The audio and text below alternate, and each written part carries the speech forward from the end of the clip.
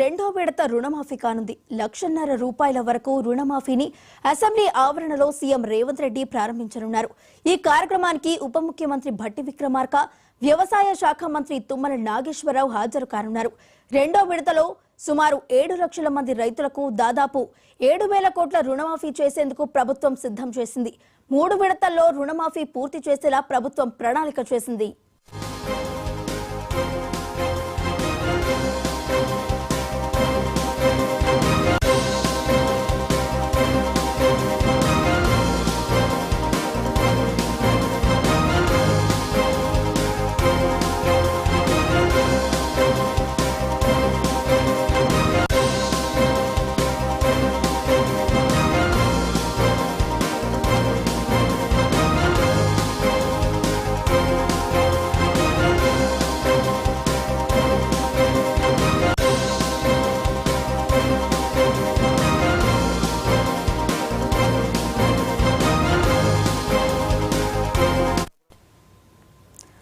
రైతులకు ఇచ్చిన హామీ మేరకు రుణమాఫీ ప్రక్రియను దశల వారీగా పూర్తి చేసేందుకు రాష్ట్ర ప్రభుత్వం కసరత్తును ప్రారంభించింది.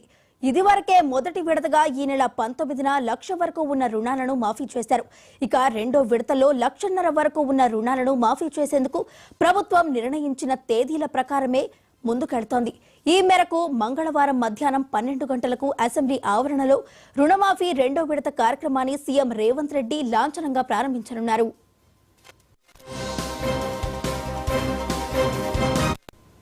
ఇందుకు సంబంధించి అధికారులు అన్ని ఏర్పాట్లను పూర్తి చేశారు. రెండో విడతలో సుమారు 7 లక్షల మంది రైతులకు దాదాపు 7,000 కోట్ల రుణమాఫీ చేసేందుకు ప్రభుత్వం సిద్ధం చేసింది.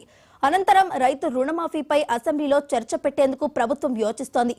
ఈ మేరకు స్పీకర్కు చర్చకు సంబంధించిన తీర్మానాన్ని ఇవ్వనున్నట్లు తెలిపింది.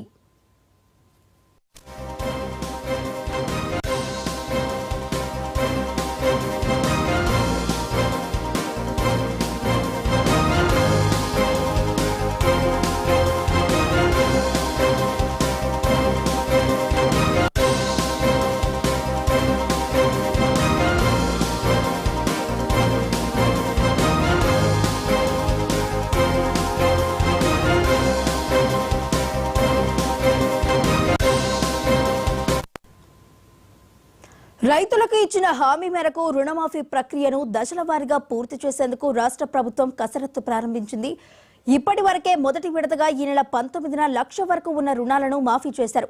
ఇక రెండో విడతలో 1,50,000 వరకు ఉన్న రుణాలను మాఫీ చేసేందుకు ప్రభుత్వం నిర్దేశించిన తేదీల ప్రకారమే ముందుకెళ్తోంది. మరి ఇదే అంశానికి సంబంధించి మరింత సమాచారాన్ని మా ప్రతినిధి సందీప్ అందిస్తారు. సందీప్, చెప్పండి.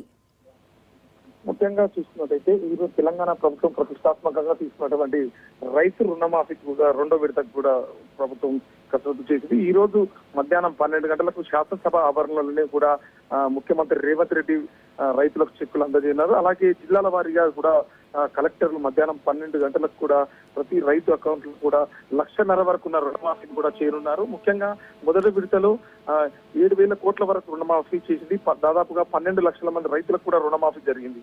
అయితే రెండో విడతలో 6,500 కోట్లకు గాను దాదాపు 7 లక్షల మంది రైతులకు కూడా రుణమాఫీ చేయనున్నారని కూడా చెప్పుకోవచ్చు. ముఖ్యంగా 3 విడతల వారుగా కూడా రుణమాఫీ చేసేందుకు కూడా ప్రభుత్వం కసరత్తు చేసింది.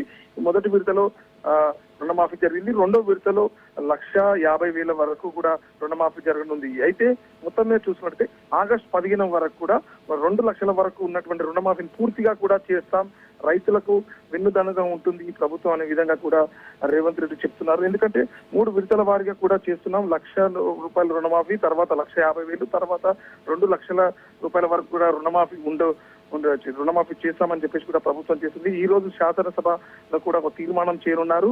ఎందుకంటే రైతు రుణమాఫీకి సంబంధించి ఒక వాయిదా తీర్మానం కూడా చెప్పారు. ఎందుకంటే రైతులకు ఏదైతే మేనిఫెస్టోలో చెప్పుకున్నట్టుగా రైతు రుణమాఫీ చేస్తామని చెప్పాం. దాదాపు 31,000 కోట్లు అవసరం అని చెప్పింది ప్రభుత్వం. అందుకు సంబంధించి కూడా పూర్తి స్థాయి కూడా కసరత్తు చేసింది. రైతు రుణమాఫీ తప్పకుండా చేసి తీస్తామని చెప్పేసి కూడా చెప్పడం జరుగుతుంది. సందీప్, నాడు మధ్యాహ్నం 12 గంటలకు అసెంబ్లీ ఆవరణలో రుణమాఫీ రెండో విడత కార్యక్రమాన్ని అయితే సీఎం రేవంత్ రెడ్డి లాంఛనంగా ప్రారంభించనున్నారు. మరి ఈ అంశానికి సంబంధించి రైతుల స్పందన ఎలా ఉంది?